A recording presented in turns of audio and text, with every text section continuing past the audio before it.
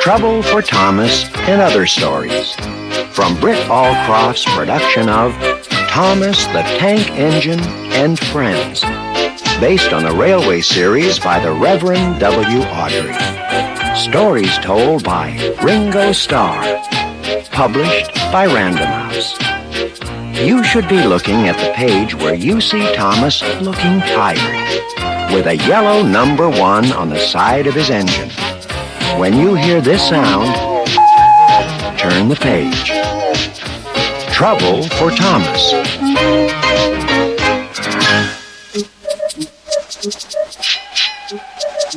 Thomas the Tank Engine wouldn't stop being a nuisance. Night after night he kept the other engines awake. I'm tired of pushing coaches. I want to see the world. The other engines didn't take much notice, but Thomas was a little engine with a long tongue.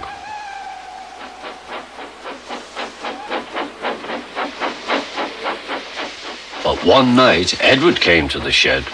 He was a kind little engine and felt sorry for Thomas. I've got some freight cars to take home tomorrow. If you take them instead of me, I'll push coaches in the yard. Thank you, said Thomas. That will be nice. Next morning, Edward and Thomas asked their drivers, and when they said yes, Thomas ran off happily to find freight cars.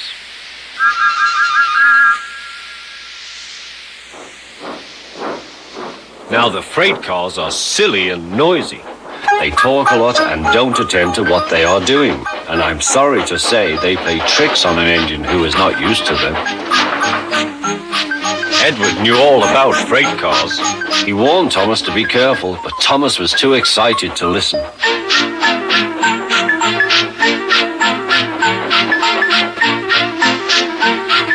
The shunter fastened the coupling, and when the signal dropped, Thomas was ready. The conductor blew his whistle. Peep, peep, answered Thomas and started off. But the freight cars weren't ready. Oh, they screamed, wait, Thomas, wait. But Thomas wouldn't wait. Come on, he puffed. All right, don't fuss. All right, don't fuss, grumbled the cars.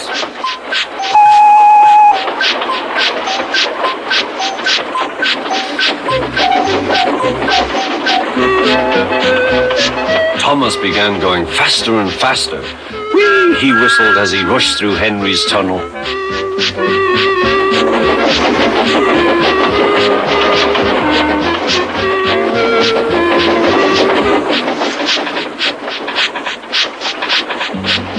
Hurry, called Thomas. He was feeling very proud of himself. But the cars grew crosser and crosser.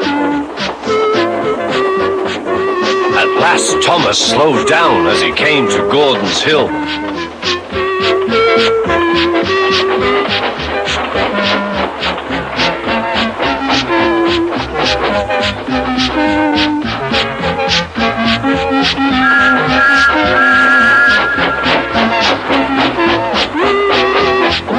Steady now, steady, warned the driver as they reached the top.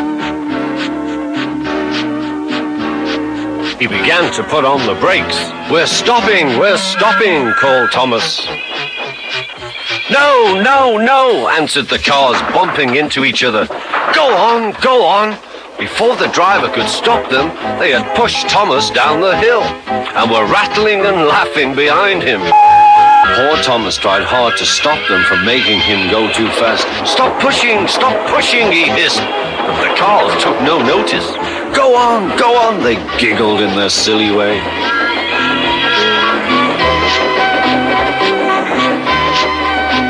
There's the station. Oh dear, what shall I do? He cried. He rattled straight through and swerved into the goods yard.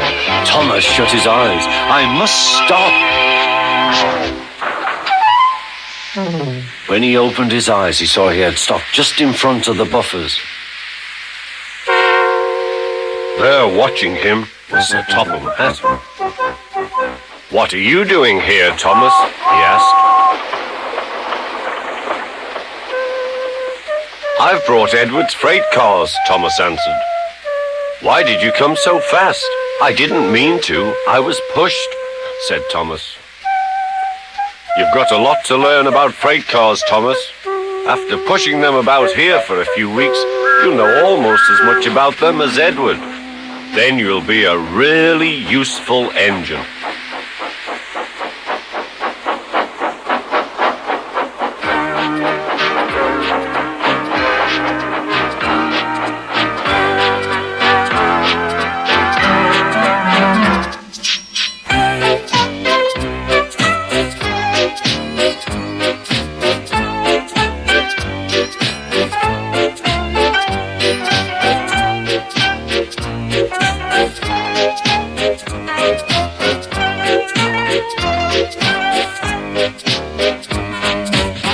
Thomas saves the day.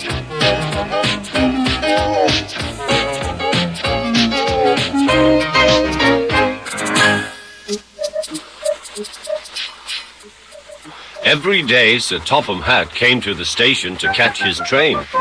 "Hello," he always said to Thomas. "Don't let the silly freight cars tease you.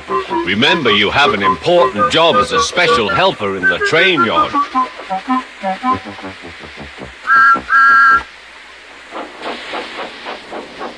There were lots of freight cars, and Thomas worked very hard pushing and pulling them into place.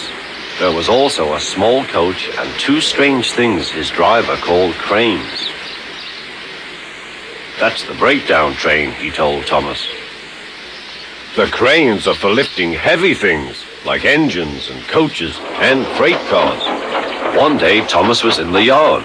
Suddenly, he heard an engine whistling, "Help! Help!" A freight train came rushing through much too fast. The engine was James, and he was frightened. His brake locks were on fire. "They're pushing me, they're pushing me," he panted. On lapped the freight cars, still whistling, "Help! Help!" Poor James disappeared.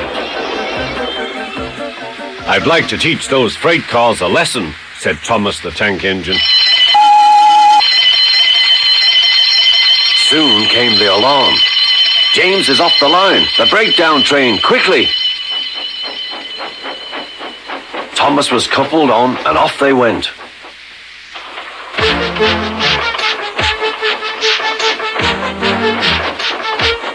Thomas worked his hardest.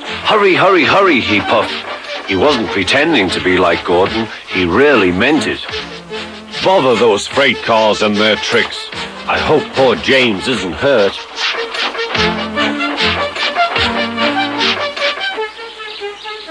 James's driver and fireman were feeling him all over to see if he was hurt.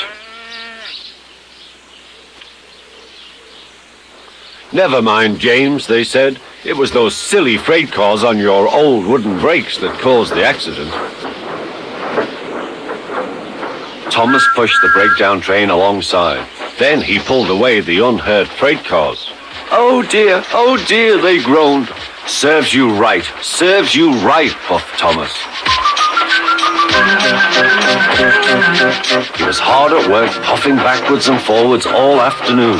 This'll teach you a lesson. This'll teach you a lesson, he told the freight cars. And they answered, "Yes, it will. Yes, it will."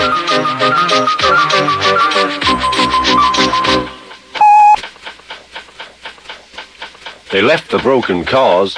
Then with two cranes, they put James back on the rails.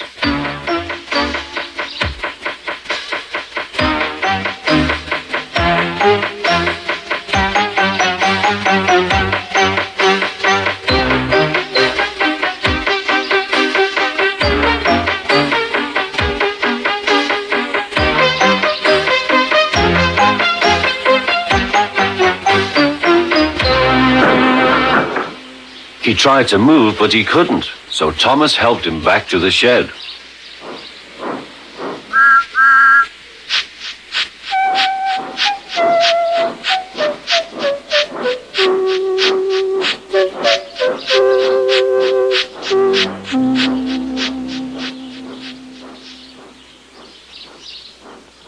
Sir Topham Hatt was waiting anxiously for them.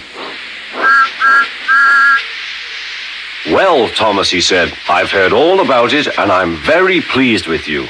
You're a really useful engine.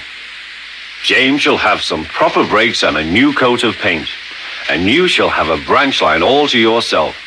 "Oh, thank you, sir," said Thomas. Now Thomas is as happy as can be. He has a branch line and 2 coaches called Annie and Clarabelle. He puffs proudly backwards and forwards with them all day.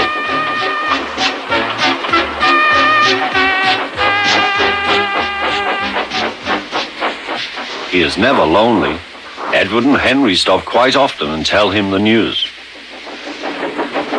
Gordon is always in a hurry, but never forgets to say poop poop, and Thomas always whistles peep peep in return.